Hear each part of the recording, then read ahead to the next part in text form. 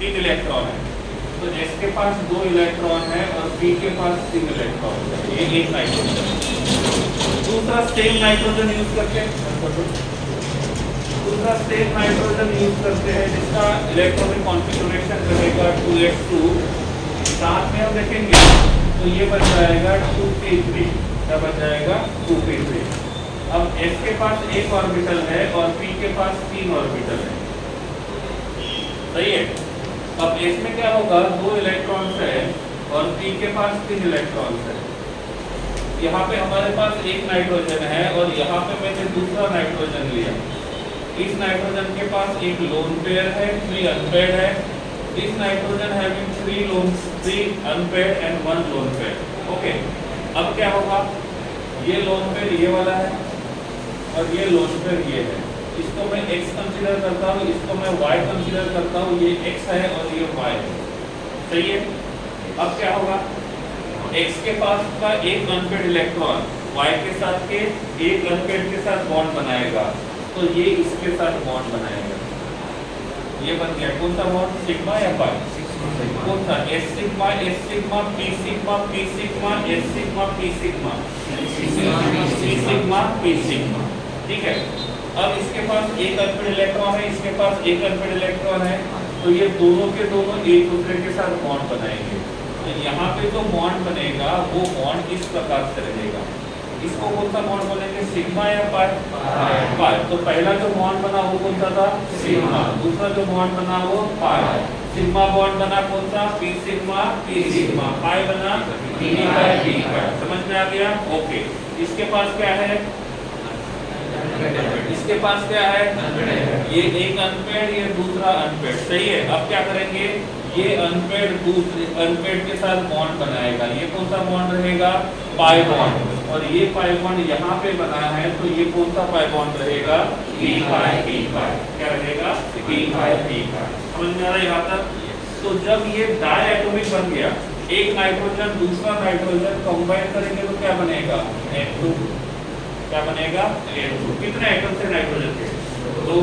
और जब 2 एटम्स रहेंगे उसको क्या बोलेंगे, सही है, फिर सही है ना। हाँ, तो इसके पास 2 एटम होने की वजह से इसको क्या बोलेंगे, डायएटॉमिक। डायएटॉमिक बॉन्ड बनाने के लिए, डायएटॉमिक मॉलिक्यूल बनाने के लिए किस प्रकार का ओवरलैपिंग होना चाहिए एक दूसरे के साथ,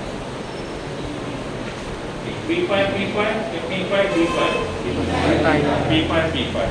अब देखो, मैंने बोला 2 एटम्स यहाँ पे है, इनके बीच में P पाई ओवरलैप करना है, और दूसरे 2 एटम यहाँ पे है, इनमें P पाई ओवरलैपिंग करना है। तो किसमें P पाई ओवरलैपिंग ज्यादा मतलब अच्छा होगा, जो एक दूसरे के पास रहेंगे, जो एक दूसरे के दूर रहेंगे। तो जितने एटम्स एक दूसरे के पास रहेंगे उतना ही उनमें P पाई ओवरलैपिंग स्ट्रॉन्ग होगा, और जितना ही उनके बीच का डिस्टेंस बढ़ जाएगा तो P पाई ओवरलैपिंग वीक होगा, स्ट्रॉन्ग होगा, वीक होगा, ठीक है। और वैसे यहाँ पे कितने P पाई है, तो अब मैंने पूछा, आपके पास ऑप्शन है नाइट्रोजन ट्रिपल बॉन्ड नाइट्रोजन, फिर लिखा मैंने फॉस्फोरस ट्रिपल बॉन्ड फॉस्फोरस, फिर लिखा मैंने आर्सेनिक ट्रिपल बॉन्ड आर्सेनिक। हर किसी के पास P पाई ओवरलैप होगा, तो इनमें से किसका P पाई ओवरलैप ज्यादा स्ट्रॉन्ग होगा, किसमें P पाई ओवरलैप बहुत वीक होगा। इसका मतलब कौन सा मॉलिक्यूल ज्यादा स्टेबल होगा, कौन सा मॉलिक्यूल अनस्टेबल होगा। और जब आप नाइट्रोजन से फास्फोरस की तरफ जाते हैं तो P पाई ओवरलैपिंग स्ट्रॉन्ग होता है, वीक होता है। तो इन दोनों में से कौन P पाई बॉन्ड बनाना पसंद करेगा, फास्फोरस बनाना पसंद करेगा। तो वो ऐसा स्ट्रक्चर बनाना पसंद करेगा जिसमें P पाई बॉन्ड कम से कम हो, या ऐसा स्ट्रक्चर बनाना पसंद करेगा जिसमें P पाई बॉन्ड सबसे ज्यादा हो, कम से कम। हमने ऐसा स्ट्रक्चर बना दिया जिसमें P पाई बॉन्ड कम है, एक, इसके पास कितने P पाई है, 2। हमने ऐसा स्ट्रक्चर बना दिया जिसमें P पाई एक ही है, तो इसको अच्छा लगेगा, नहीं लगेगा, क्या लगेगा, स्टेबिलिटी बढ़ गई। हमने ऐसा स्ट्रक्चर बनाया जहाँ पे P पाई है, तो ये बोलेगा बहुत अच्छी बात है, अब तो मैं स्टेबल ही बन गया। समझ में आ रहा है, नहीं आ रहा है। तो अब इनमें से कौन एक दूसरे के साथ ट्रिपल बॉन्ड बनाना पसंद करेगा, और इसीलिए नाइट्रोजन जो रहेगा वो डायटोमिक में प्रेजेंट रहेगा। फास्फोरस क्यों नहीं रहेगा? क्यों नहीं रहेगा? क्योंकि p पाई ओवरलैपिंग क्या हो जाएगा? क्यों ऐसा? देखो ये दो ऑर्बिटल पास में है तो ओवरलैपिंग इजी होगा। जब दोनों एटम एक दूसरे के दूर जाएंगे तो ओवरलैपिंग होगा या डिफिकल्ट होगा?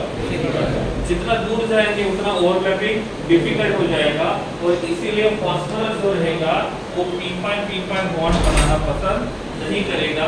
तो वो ऐसा स्ट्रक्चर बनाने की कोशिश करेगा जिसमें number of p pi bonds कम से कम हो। अब इसमें तो p पाई बॉन्ड रहेंगे, ये ऐसा स्ट्रक्चर बनाता है phosphorus attach to phosphorus attach to phosphorus attach to phosphorus. हमने बोला आपको इस प्रकार के स्ट्रक्चर में अरेंज किया, इसका कंडीशन था स्ट्रक्चर बनाने के पहले हमको उसने बोल दिया कि I am unstable in this form, P2 के फॉर्म में मैं बहुत अनस्टेबल हूँ, तो प्लीज आप मुझे स्टेबल फॉर्म में अरेंज करो। मैंने बोला ठीक है। हमने पूछा कि कैसा में स्ट्रक्चर चलेगा? नहीं, कंडीशन उसकी भी है। वो बोलता है कि मेरे पास अभी एक लोन पेयर है तो मेरे पास लोन पेयर होना चाहिए। मैं 3 बॉन्ड बनाता हूँ नॉर्मली, यहाँ पे भी 3 बॉन्ड ही होने चाहिए, तो उस कंडीशन को सेटिस्फाई करना है। क्या सेटिस्फाई किया? किया नहीं किया? ये इसने सेटिस्फाई किया, ये दोनों ने किया, या ये दोनों ने किया। ओके, तो इसके पास क्या रहेगा? Lone pair. इसके पास क्या रहेगा? Lone pair. इसके पास क्या रहेगा? Lone pair. इसका मतलब नाइट्रोजन N2 के फॉर्म में होता है तो फास्फोरस P4 के फॉर्म में। इसलिए पॉइंट लिख के दिया था कि nitrogen present in a diatomic form and others are present in a polyatomic form. Poly में ट्राई भी आएगा, टेट्रा भी आएगा, पेंटा भी आएगा, हेक्सा भी आएगा और डेका भी आएगा। Point number 1 clear? चलिए आगे पॉइंट नंबर 2 बोलिए। It is present in gaseous state.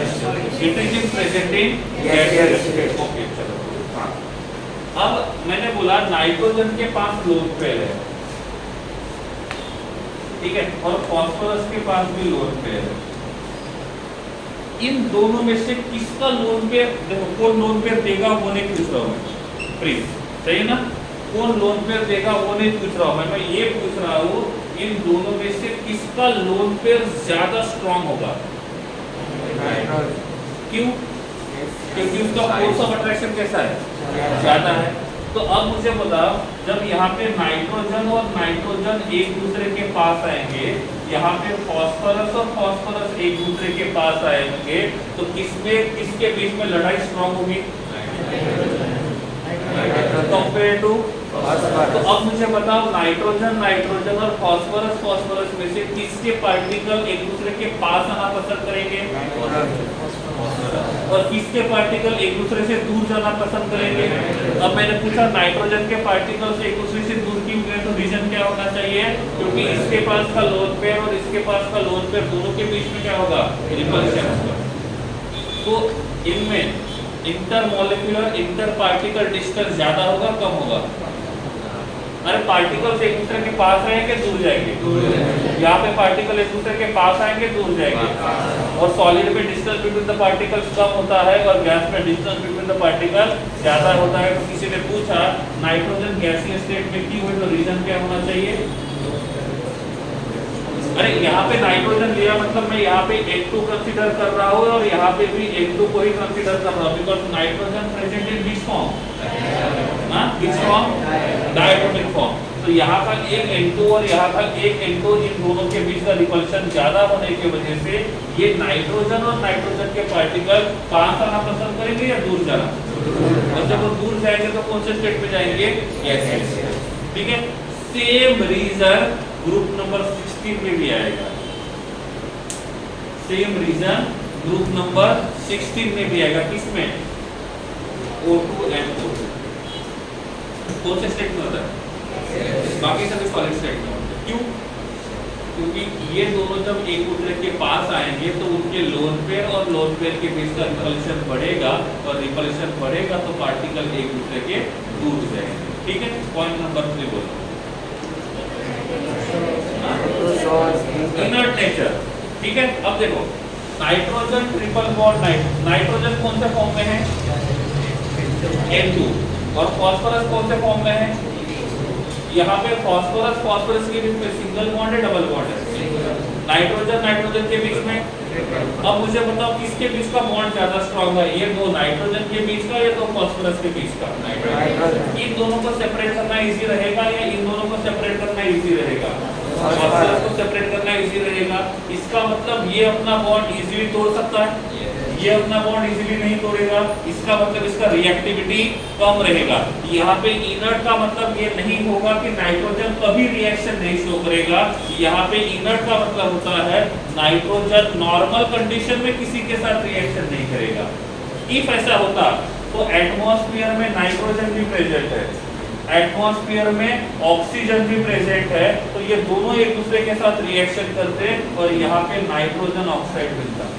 लेकिन रियल में ऐसा नहीं होता है। उसका रीजन ऐसा है क्योंकि नाइट्रोजन के बीच का बॉन्ड बहुत स्ट्रांग है।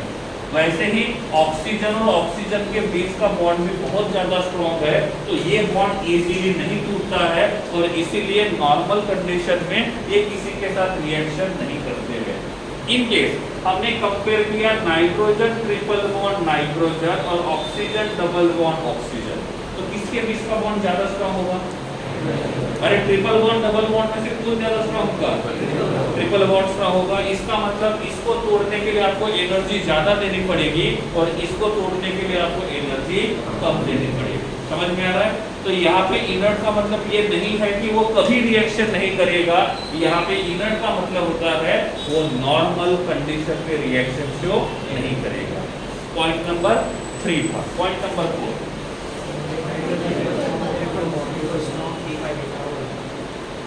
बोलो। हाँ ये बता दिया था strong P5 bond. Number 5 next point catenation property क्यों होता है वो बता दिया था। जितना बॉन्ड ज्यादा स्ट्रॉन्ग रहेगा उतना कैटेलिनेशन प्रॉपर्टी ज्यादा। सबसे ज्यादा कैटेलिनेशन प्रॉपर्टी कौन शो करता है? कार्बन सबसे ज्यादा।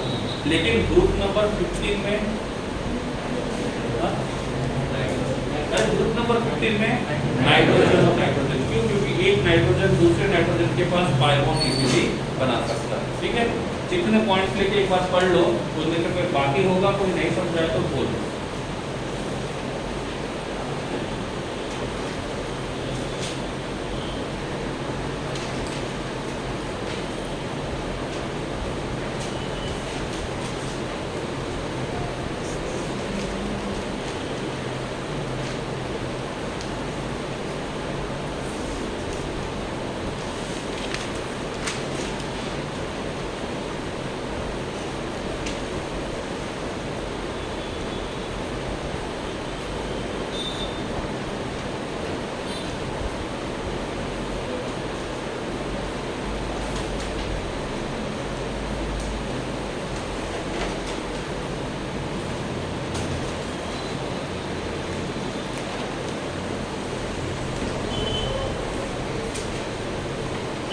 बोलिए क्लियर? ओके, ये कौन सा था? Anomalous behaviour of nitrogen. Copy close करो, कॉपी टेक्स्ट दोनों को।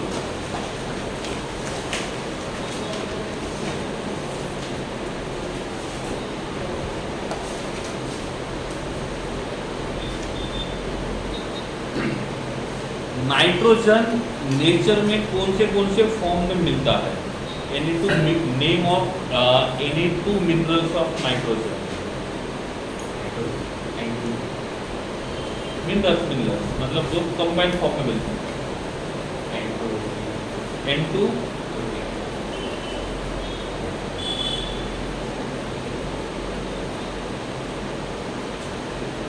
जल्दी बोलो।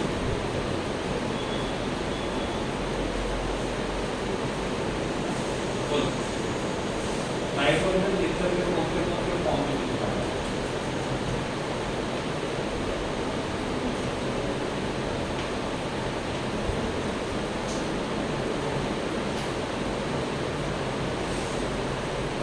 N2O3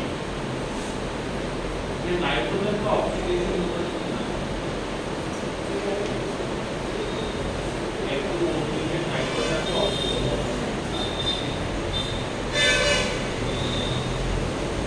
N2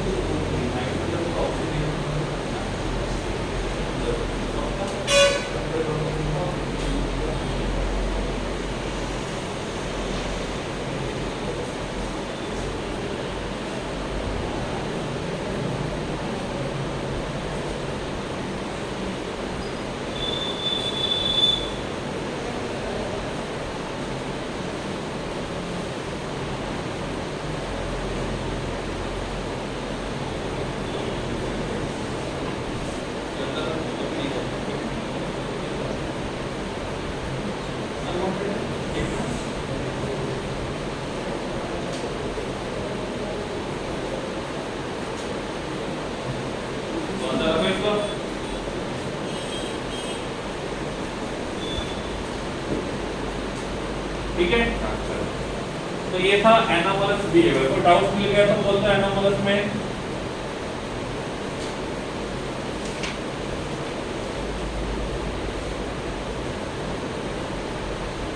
है कोई डाउट? ये तो हम लोग कुछ तो बोलो।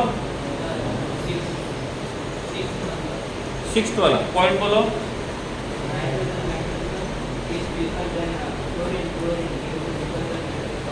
Repeat again.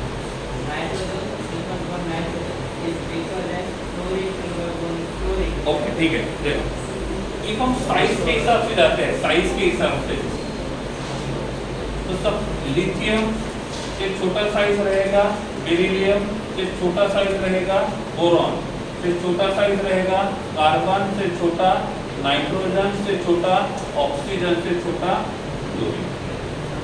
ठीक है। अब मैंने बोला बोरॉन सिंगल बॉन्ड बोरॉन और कार्बन सिंगल बॉन्ड कार्बन, कौन सा बॉन्ड ज्यादा स्ट्रॉन्ग रहेगा? अरे जिसका साइज छोटा रहेगा वो एक दूसरे के ज्यादा पास रहेंगे, और जितना वो एक दूसरे के ज्यादा पास रहेंगे उतना स्टेबिलिटी ज्यादा होगा। यहाँ तक ठीक है। अब मैंने पूछा कार्बन सिंगल बॉन्ड कार्बन और नाइट्रोजन सिंगल बॉन्ड नाइट्रोजन, किसका साइज छोटा है? किसका साइज छोटा है? कार्बन और नाइट्रोजन में से। तो सिंपल सी बात है, नाइट्रोजन नाइट्रोजन के पार्टिकल एक दूसरे के ज्यादा पास रहेंगे। मतलब मान लिया कि ये कार्बन कार्बन के बीच का डिस्टेंस है, तो ये किसके बीच का रहेगा? नाइट्रोजन और नाइट्रोजन। तो ज्यादा पास कौन है? नाइट्रोजन। तो बॉन्ड ज्यादा स्टेबल कौन सा होना चाहिए था, लेकिन रियल में ऐसा नहीं। उसका रीजन क्या है? जितने ये दोनों एक दूसरे के ज्यादा पास जाएंगे उतना इनके लोन पेयर के बीच का रिपल्शन बढ़ेगा। तो लोन पेयर एक दूसरे को रिपेल करेंगे और इस रिपल्शन के वजह से इसका स्टेबिलिटी कम होगा। और इसलिए मानते हैं कि carbon single bond carbon nitrogen single bond nitrogen से ज्यादा स्टेबल होगा। अब मैंने इसको कंपेयर किया ऑक्सीजन सिंगल बॉन्ड ऑक्सीजन। तो नाइट्रोजन और ऑक्सीजन किसका बॉन्ड लेंथ कम होना चाहिए? होना किसका चाहिए था? ऑक्सीजन सिंगल बॉन्ड ऑक्सीजन का। तो उसका बॉन्ड ज्यादा स्ट्रांग होना चाहिए। लेकिन नाइट्रोजन के पास कितने लोन पेयर है? एक। और ऑक्सीजन के पास कितने लोन पेयर है? दो। अब मुझे बताओ एक लोन पेयर में ज्यादा रिपल्शन रहेगा या दो लोन पेयर में? तो सिंपल सी बात है, यहाँ पे रिपल्शन ज्यादा रहेगा। तो रिपल्शन को मेंटेन करने के लिए वो एक दूसरे के पास आएंगे, दूर जाएंगे। और जब दूर जाएंगे तो बॉन्ड स्ट्रांग होगा या वीक होगा? समझ में आ रहा है? ऐसे में फास्फोरस के साथ क्लोरीन के साथ कंपेयर करूंगा। तो रूल के हिसाब से ऑक्सीजन और क्लोरीन में से क्लोरीन के बीच का बॉन्ड लेंथ कम होना चाहिए, होता भी है। लेकिन इनके बीच में क्या रहेगा? रिपल्शन रहेगा, क्योंकि इसके पास 3 लोन पेयर है और इसके पास 3 लोन पेयर है। ऑक्सीजन के पास 2 लोन पेयर थे, क्लोरीन के पास 3 लोन पेयर है। तो रिपल्शन ज्यादा किसमें रहेगा? क्लोरीन में। और इसलिए इसका स्टेबिलिटी कंपेयर टू O2 जो रहेगा वो कम रहेगा। ठीक है। और बोलिए।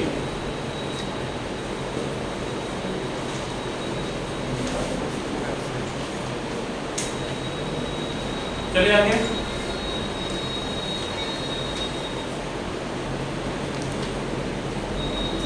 नेक्स्ट पहले पॉइंट लिख लेता हूँ, फिर एक्सप्लेन करता हूँ। नेक्स्ट टॉपिक ये तो नाइट्रोजन।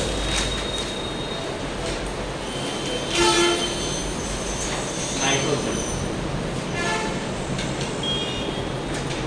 उसमें लिखो nitrogen is discovered by Rutherford.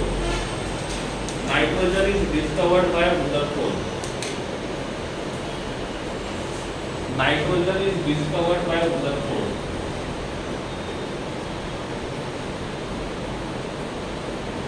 Number 1 लिखो प्रिपरेशन मेथड, देखो कैपिटल ए लिखो प्रिपरेशन मेथड।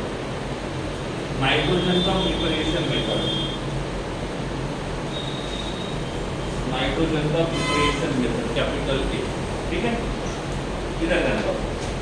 प्रिपरेशन मेथड में पहला जो प्रिपरेशन मेथड आता है वो आता है लिक्विफेक्शन। क्या आता है? Liquefaction and distillation.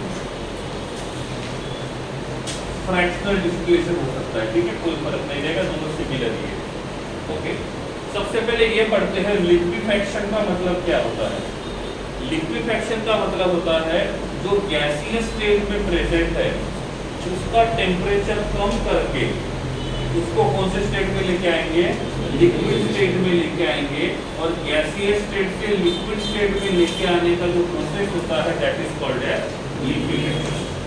अब एटमॉस्फेयर में नाइट्रोजन भी है और एटमॉस्फेयर में ऑक्सीजन भी है, तो जैसे हम टेम्परेचर को कम करते हैं तो एटमॉस्फेयर का नाइट्रोजन जो है जो गैसीय स्टेट में है, कौन से स्टेट में है, गैसीय स्टेट में, ये आ जाता है कौन से स्टेट में, लिक्विड स्टेट में।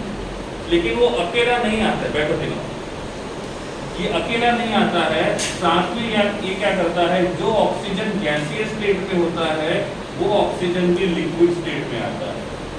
तो जैसे हम टेम्परेचर को कम करेंगे, एटमॉस्फेयर का टेम्परेचर कम करेंगे, तो हमको ओनली नाइट्रोजन लिक्विड स्टेट में नहीं मिलेगा, उसके साथ साथ कौन रहेगा, ऑक्सीजन। हमको चाहिए क्या, लेकिन मिला क्या, mixture of nitrogen and oxygen. तो इन दोनों को क्या करना होगा, सेपरेट करना होगा, और इन दोनों को सेपरेट करने के लिए कौन से मेथड को यूज करेंगे, डिस्टिलेशन मेथड को यूज करेंगे। अब मेथड को यूज कैसे करेंगे वो बताता हूँ। यहाँ पे एक फ्लास्क है, राउंड बॉटम फ्लास्क,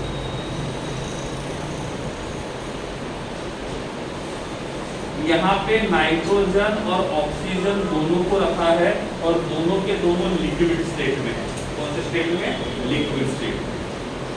यहाँ पे जो नाइट्रोजन है उसका बॉइलिंग पॉइंट है 77.2 केल्विन, और यहाँ पे जो ऑक्सीजन है इसका बॉइलिंग पॉइंट है 90 केल्विन। कितना है, 90 केल्विन। अब मैं यहाँ से हीट सप्लाई करूंगा, यहाँ पे बर्नर है वो हीट सप्लाई करेगा। अभी यहाँ का टेम्परेचर 30 केल्विन है, बॉइल होगा। बॉइल का मतलब क्या होता है, लिक्विड स्टेट से वेपर स्टेट में जाएगा, गैसीय स्टेट में जाएगा। अभी हमने टेम्परेचर रखा है 30 केल्विन, कौन बॉइल होगा, कोई नहीं होगा। अभी हमने रखा है 50 केल्विन, कौन बॉइल होगा। अभी हमने रखा है 70 केल्विन, कौन बॉइल होगा। अभी हमने यहाँ पे 78 केल्विन रखा है, कौन बॉइल होगा, कौन बॉइल होगा। तो नाइट्रोजन कौन से स्टेट से कौन से स्टेट में जाएगा, लिक्विड से गैसीय स्टेट में। कौन लिक्विड स्टेट के लिक्विड में रहेगा, पक्का, ओके। तो ऑक्सीजन यहीं पे रहेगा, नाइट्रोजन कहाँ जाएगा, अपर साइड में जाएगा। अब इसको जाने के लिए हमने रास्ता बना दिया है ऐसे,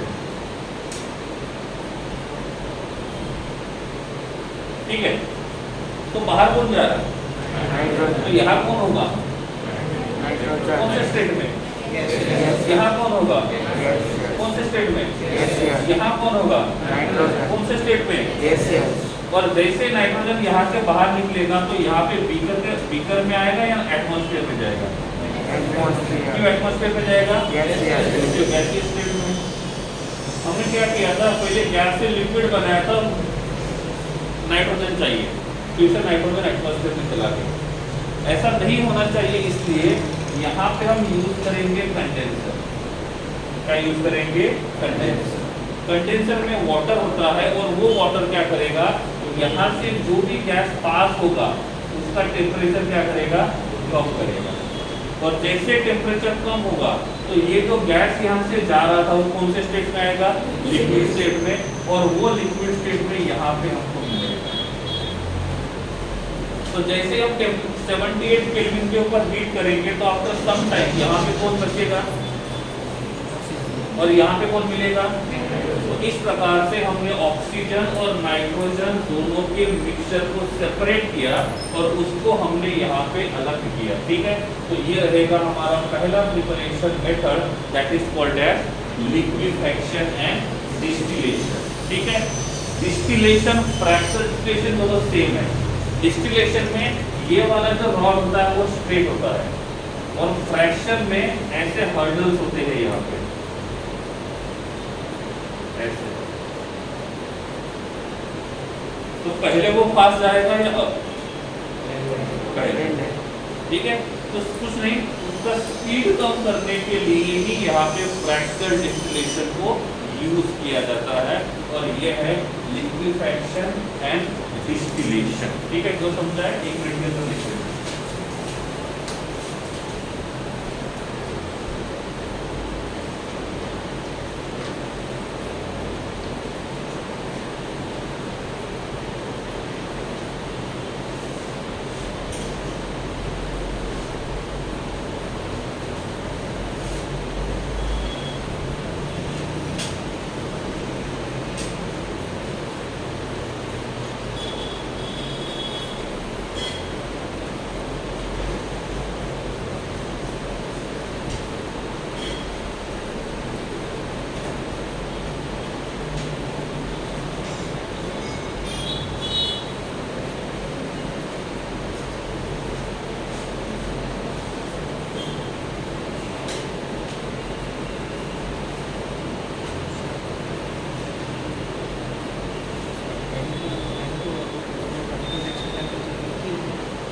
नहीं, नियर होता है, इसके दोनों साथ में होते हैं।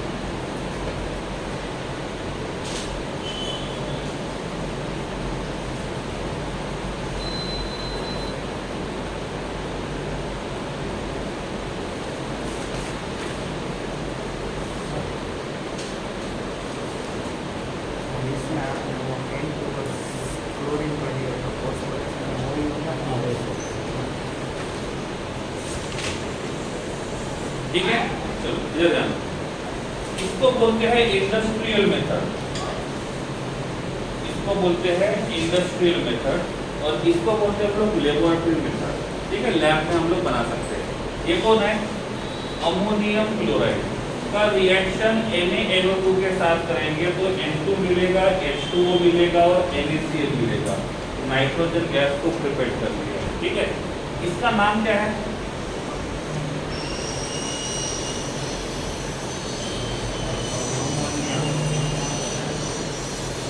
पूरा नाम बोलो। देखो, ये मॉलिक्यूल दो तरीके से होते हैं।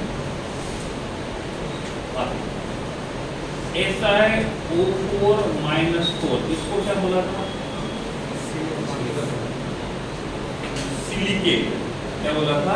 सिलिकेट। मोनोसिलिकेट, डाइसिलिकेट? हाँ, मोनोसिलिकेट। जब एक सिलिकेट और दूसरे सिलिकेट को कंबाइन करेंगे तो क्या बनेगा? डाइसिलिकेट। सिलिकेट का फॉर्मूला क्या है? SiO4-4। तो डाइसिलिकेट का फॉर्मूला क्या होगा?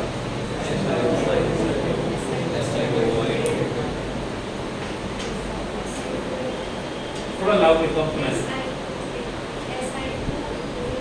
और 4 माइनस माइनस 8।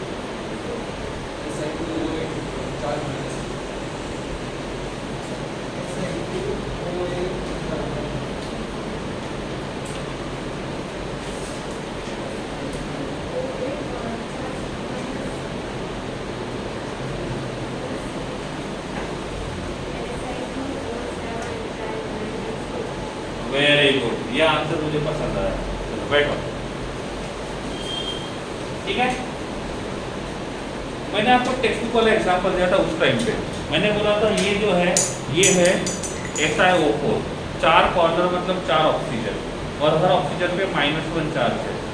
फिर मैंने बोला था ये दूसरा सिलिकेट है, और अब कंबाइन किया तो बोलो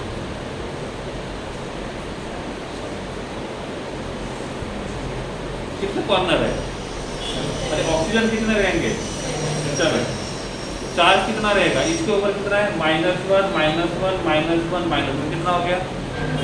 इसका -4 कितना हो गया? -8। अब बोलो चार्ज कितना रहेगा? -7।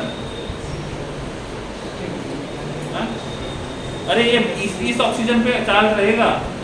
देखो, चार्ज तब आता है जब वो अपने वैलेंसी को सेटिस्फाई नहीं करेगा और इलेक्ट्रॉन को गेन करेगा। Si attached to oxygen, attached to oxygen, attached to oxygen, attached to oxygen। इसकी वैलेंसी कितनी है? अरे वैलेंसी कितनी है? 2। तो बॉन्ड कितने बनाने चाहिए? अनपेड इलेक्ट्रॉन कितने होते हैं? 2।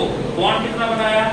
तो इसके पास एक अनपेड इलेक्ट्रॉन है ना, अब वो इस अनपेड इलेक्ट्रॉन को अनपेड भी रख सकता है, या तो लूज कर सकता है, या तो एक इलेक्ट्रॉन गेन करेगा। सपोज उसने एक इलेक्ट्रॉन गेन किया तो क्या होगा? -1। क्यों? क्योंकि उसकी वैलेंसी सेटिस्फाई नहीं हो रही थी।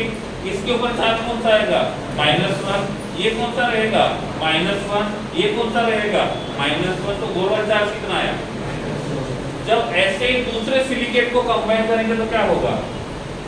ऐसा attached to oxygen, attached to oxygen, attached to oxygen, attached to oxygen, attached to silicon, attached to oxygen, attached to oxygen, attached to oxygen।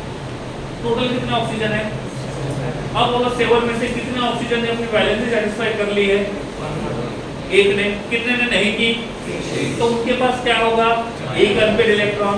तो उस अनपेड इलेक्ट्रॉन को पेड करने के लिए क्या करेंगे? इलेक्ट्रॉन को गेन करेंगे। तो चार्ज कितना आएगा? -1 -1 -1 -1 -1। कितना हो गया? अरे कितना हो गया? -6। तो इसका मतलब मोनोसिलिकेट का फॉर्मूला ये रहेगा, तो डाइसिलिकेट का फॉर्मूला होना चाहिए ये वाला। सही है गलत? अब कितने ऑक्सीजन कॉमन है? हाँ 1। कौन सा? ये वाला। तो यहाँ पे ये एक सिलिकेट है टेट्राहेड्रल, ये दूसरा टेट्राहेड्रल सिलिकेट है, तो ये बन जाएगा डाइसिलिकेट। क्या बन जाएगा? डाइसिलिकेट। वैसे ही दो मॉलिक्यूल होते हैं, एक होता है CrO4-2 और दूसरा होता है Cr2O7-। ये क्रोमेट है। क्या है? क्रोमेट। क्या है? क्रोमेट। ये क्या है? डाइक्रोमेट। ये क्रोमेट होता है, दूसरा डाइक्रोमेट। ठीक है। अब ये तो डाइक्रोमेट है, उसके ऊपर चार्ज कितना है? -2। उसमें क्रोमियम का ऑक्सीडेशन नंबर कितना है?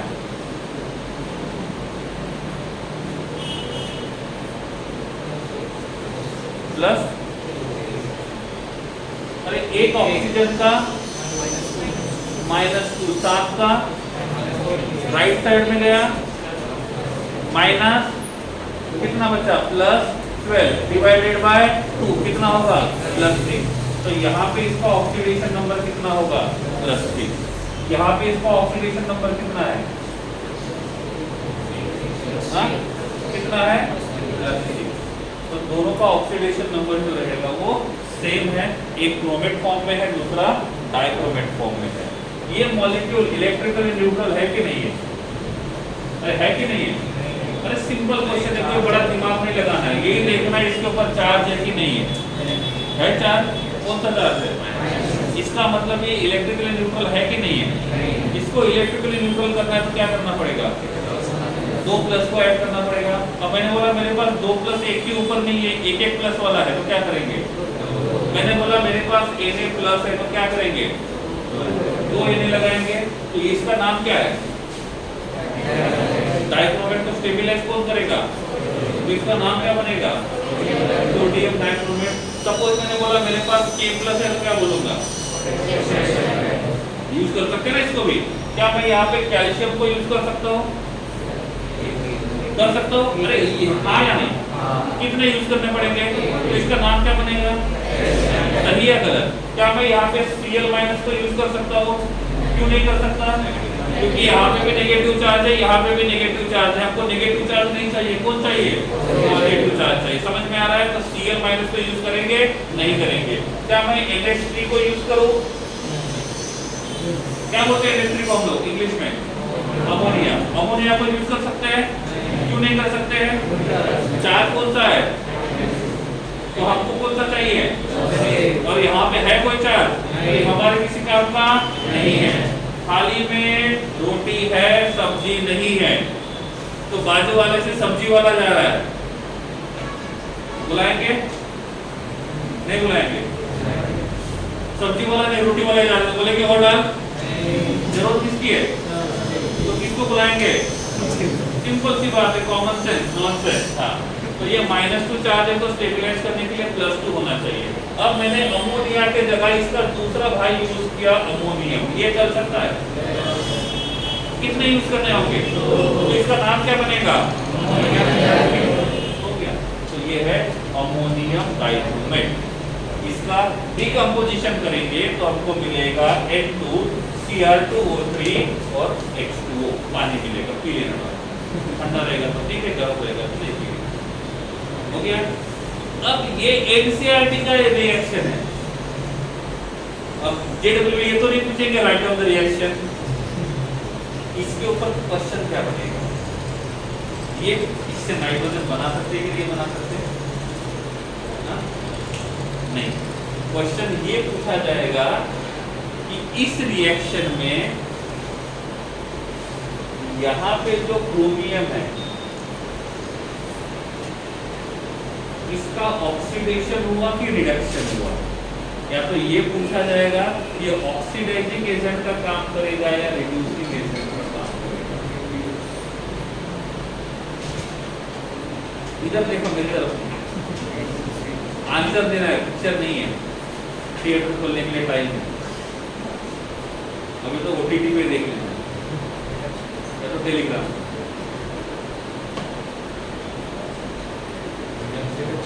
पक्का? कैसे पता चला? सर आपने तो लिखा यहाँ पे +6 है, इसलिए तो लिखा था मैंने। इसमें एक ऑक्सीजन का, अरे इतना तो बोल सकते हो,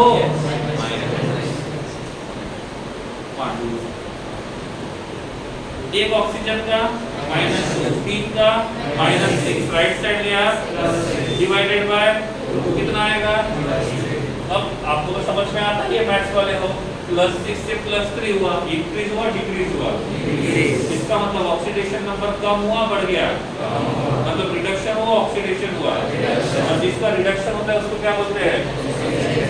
बन गया क्वेश्चन, नया कुछ नहीं, जो है उसी को पूछा हुआ है। ठीक है, तो ये है हमारा सेकंड प्रिपरेशन मेथड जो हम लेबोरेटरी में यूज करके नाइट्रोजन को बना सकते हैं। किसको बना सकते हैं? नाइट्रोजन को। एक प्रिपरेशन मेथड बाकी है, उसको लिख लेते हैं, फिर आप लोग लिखना। ठीक है, इधर ध्यान दो। तीसरा वाला जो आता है वो आता है फ्रॉम बेरियम अजाइड। ये ऐसा मॉलिक्यूल है जो हमेशा मास लेके जाता है, देता नहीं है। जैसे फोरम ने पूछा था बेरियम कार्बाइड, ये वाला, ठीक ही ऐसा ही क्वेश्चन यहाँ पे भी आता है। ठीक है, बेरियम कार्बाइड जो होता है उसका फॉर्मूला क्या होता है? BeC2। इसका स्ट्रक्चर ड्रॉ करेंगे तो क्या होगा? इसका स्ट्रक्चर होगा Be attach to carbon, triple bond carbon attach to B। अब यहाँ पे ये वाला जो बॉन्ड है वो कार्बन कार्बन के बीच में है, आयोनिक, कोवैलेंट, मेटालिक, कोवैलेंट। और ये कौन सा बॉन्ड होगा? आयोनिक। तो इनके बीच में से ये रहेगा प्लस, ये रहेगा माइनस, ये रहेगा प्लस, ये रहेगा माइनस। आपका क्वेश्चन हो जाएगा। ठीक है, अब बेरियम अजाइड ये बनता है हाइड्रोजोइक एसिड से। सही है फॉर्मूला, उल्टा नहीं हुआ। NH3 नहीं है, HN3 है, अमोनिया नहीं है, उसके जैसा है। इसको बोलते हैं हाइड्रोजोइक एसिड। क्वेश्चन ये पूछा जाता है कि हाइड्रोजोइक एसिड में कितने नाइट्रोजन है? ये नहीं पूछा जाएगा, ये पूछा जाएगा इनमें से वो नाइट्रोजन का हाइब्रिडाइजेशन स्टेट क्या होगा। क्या पूछा जाएगा? नाइट्रोजन का हाइब्रिडाइजेशन स्टेट क्या होगा। ठीक है, सिंपल सिंपल क्वेश्चन बता के नहीं छोड़ दूंगा। ये पूछेगा एटॉमिक नंबर, फिर उसका साइज पूछेगा। ठीक है, रियल में क्वेश्चन कहाँ पे बन सकते हैं वो देखना है। इसका स्ट्रक्चर ड्रॉ करना है। ओवरऑल चार्ज कितना है? इसका मतलब किसी एक के ऊपर +1 आया है तो दूसरे के ऊपर -1 आना चाहिए, किसी के ऊपर +2 है तो दूसरे के ऊपर -2 होना चाहिए, तब जाके ये मॉलिक्यूल एग्जिस्ट करेगा, अदरवाइज नहीं करेगा। इसका स्ट्रक्चर होता है hydrogen single bond nitrogen, double bond nitrogen, double bond nitrogen. इसके वैलेंस शेल में कितने इलेक्ट्रॉन थे? इसने बना दिए, तो इसके पास क्या रहेगा? इसकी वैलेंसी कितनी है? बॉन्ड कितने बनाए? मतलब इसके ऊपर चार्ज रहेगा +1। इसके पास एक इलेक्ट्रॉन अनपेड होना चाहिए, तो उसको पेड करने के लिए वो क्या करेगा, एक इलेक्ट्रॉन गेन करेगा, तो ये क्या रहेगा माइनस। समझ में आ गया? ठीक है, ये बनेगा हाइड्रोक्लोरिक एसिड का स्ट्रक्चर। एक के ऊपर +1 है, दूसरे के ऊपर -1 है, और 1 का 0। अब मैंने बोला ये एसिड है तो क्या करेगा, H+N देगा, तो क्या बनेगा nitrogen triple double bond nitrogen double bond nitrogen -1 -1 +1, तो ये बन जाएगा N3-1, और इस N3-1 को इंग्लिश में बोलते हैं अल्जाइड। क्या बोलेंगे, अल्जाइड। इलेक्ट्रिकली न्यूट्रल है कि नहीं? सपोज मैंने यहाँ पे यूज किया Na+, तो इसका नाम क्या बनेगा, अरे कितने लगेंगे ये, और ये एक, तो इसका नाम क्या बनेगा सोडियम अल्जाइड। यहाँ पे मैंने यूज किया K+, तो K कितना यूज करेंगे, और ये कितना यूज करेंगे 1, तो इसका नाम क्या रहेगा। अब मैंने यूज किया, मुझे यहाँ पे कैल्शियम यूज करना है, कैल्शियम +2, तो कैल्शियम +2 कितने यूज करेंगे 1, ये कितने यूज करेंगे 2, तो इसका नाम क्या रहेगा कैल्शियम अल्जाइड। वैसे ही यहाँ पे क्या लिखा हुआ है बेरियम अल्जाइड, क्या लिखा हुआ है बेरियम अल्जाइड। तो यहाँ पे जो बेरियम अल्जाइड का रिएक्शन होता है उसमें BE BBA in bracket N2 N3 by 2, क्यों? क्योंकि इसके ऊपर चार्ज होता है +2, इसके ऊपर होता है -1, 2 होने की वजह से -2 और +2, तो इसका नाम होता है बेरियम अल्जाइड। और जब इसका डीकम्पोजिशन करते हैं तो यहाँ पे हमको मिलता है N2 और साथ में मिलेगा बेरियम। तो इस मेथड से भी हम डाई नाइट्रोजन को बना सकते हैं। तो this is last preparation method of die nitrogen. एक बार देख लो,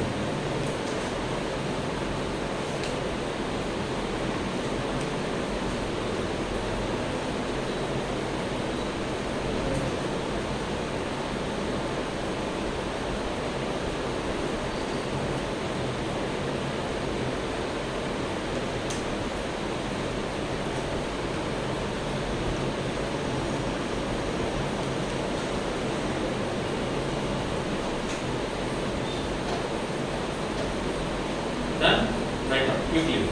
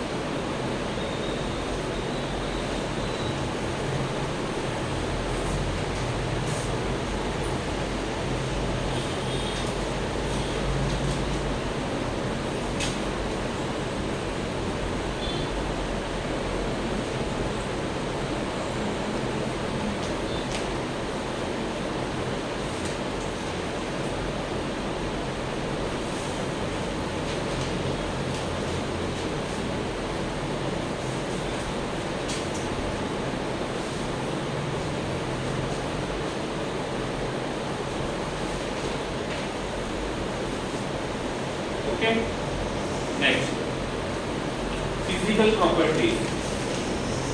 पहला था capital A preparation method, capital B physical property. Number 1, it is colourless and odourless gas. Gas की होता है वो बताया था, it is colourless and odourless gas. Second point, it is exist in diatomic form. It is exist in diatomic form. It is non-toxic gas. It is non-toxic gas. It is non-toxic gas. It is inert. It is inert due to high bond dissociation enthalpy. It is inert due to high bond dissociation enthalpy. It is lighter than air. It is lighter than air. It is least soluble in water. It is least soluble in water. Melting point is 63.2 Kelvin. Melting point is 63.2 Kelvin and boiling point is 77.2 Kelvin. And boiling point is 77.2 Kelvin. Melting point is 63.2 Kelvin and boiling point is 77.2 Kelvin. And last one, it shows 3 isotopes. It shows 3 isotopes: N13, N14 and N15. N13, N14 and N15 3 isotopes रहेंगे. ठीक है? अब आते हैं हमारे next topic की तरफ, सी topic. इसमें लिखो केमिकल रिएक्शंस ऑफ नाइट्रोजन. में लिखेंगे chemical reactions of nitrogen. Chemical reactions of nitrogen. अब क्या किया? नंबर 1 रिएक्शन, नाइट्रोजन का रिएक्शन सोडियम के साथ किया तो क्या होगा? सॉरी, सोडियम नहीं, लिथियम यूज करता हूं. क्यों? इसको समझा होगा, ठीक है? नहीं समझा तो बहुत बढ़िया था. बोलो, नाइट्रोजन का रिएक्शन लिथियम के साथ करेंगे तो क्या मिलेगा? सिंपल तरीका है छोटे बच्चों वाला. नाइट्रोजन कितने बॉन्ड बनाता है? 3. लिथियम कितने बॉन्ड बनाता है? 1. समझ में आ गया? ओके. क्या करेंगे? सिंपलीफाई कर सकते हैं? नहीं, ये सिंपल फॉर्म में ही है. अब क्या करेंगे? Cross multiplication. देखो कितना सही जवाब मिला. अब क्रॉस मल्टीप्लिकेशन करेंगे तो क्या मिलेगा? NLi3. NLi3. क्या मैं इसको नाइट्राइड बोल सकता हूँ? क्या मैं इसको नाइट्राइड बोल सकता हूँ?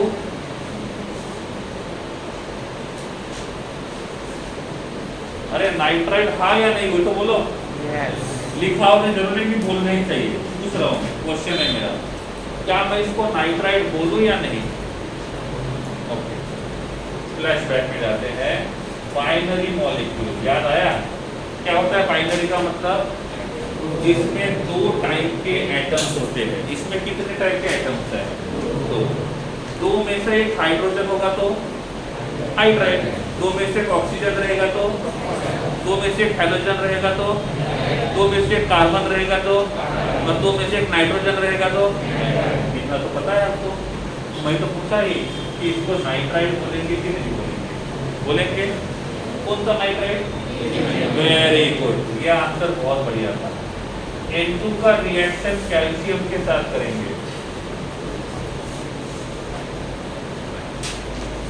अरे इधर बताओ, लिखना बाद में. हाँ, मिल गया? तो एक साथ बोलो. CaCl3. ओके. नाइट्रोजन कितने बॉन्ड बनाता है? 3. यहाँ पे कौन है? कैल्शियम. कितने बॉन्ड बनाएगा? 2. क्या सिंपलीफाई कर सकते हैं? 1.5 and 1? नहीं, डेसिमल पॉइंट में नहीं होना चाहिए. अब क्या करेंगे? Cross multiplication. कब पढ़ा था? फर्स्ट स्टैंडर्ड में. तो क्या बनेगा? N2CA3. क्या मैं इसको नाइट्राइड बोल सकता हूँ? नाइट्राइड बोल सकता हूँ? अरे बाइनरी मॉलिक्यूल है, हाँ, दो में से एक नाइट्रोजन है, यस, तो बोल सकते हैं, तो इसको बोल सकते हैं नाइट्राइड। ऐसे मेटल को चेंज करोगे तो 10-15 रिएक्शन मिल जाएंगे। क्लियर है? तो यहाँ पे हमने मेटल नाइट्राइड को बनाया है। किसको बनाया है?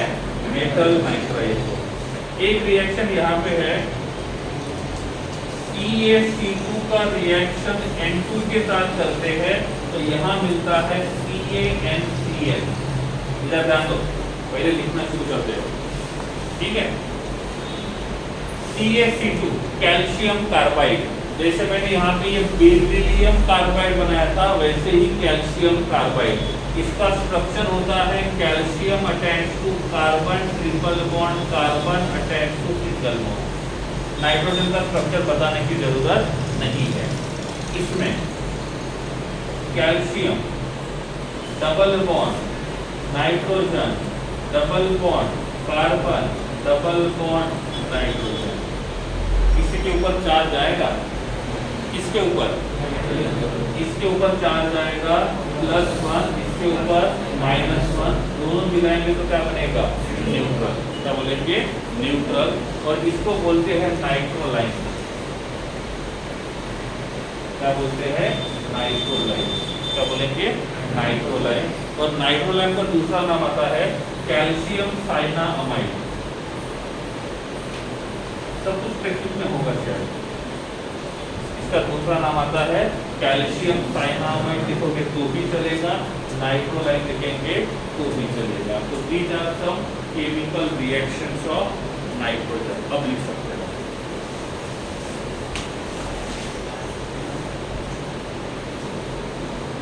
ऐसे ही रहोगे तो बहुत मुश्किल रहेगा आप लोगों के लिए।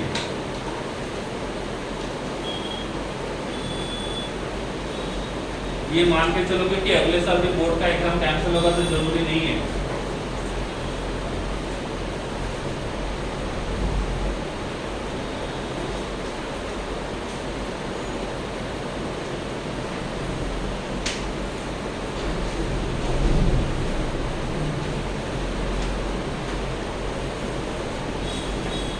आप पूछने के बाद आंसर तो देते ही नहीं, तो नेक्स्ट टाइम से ऐसे करेंगे तो बोलते जाना है, आप देखते रहो पिक्चर जैसे।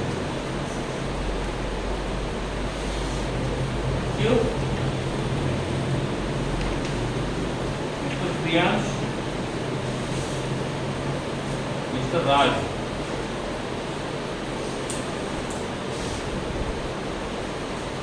डॉक्टर ने कम बोलने के लिए मना किया, मतलब बोला है कोविड वगैरह है तो कम बोला करो,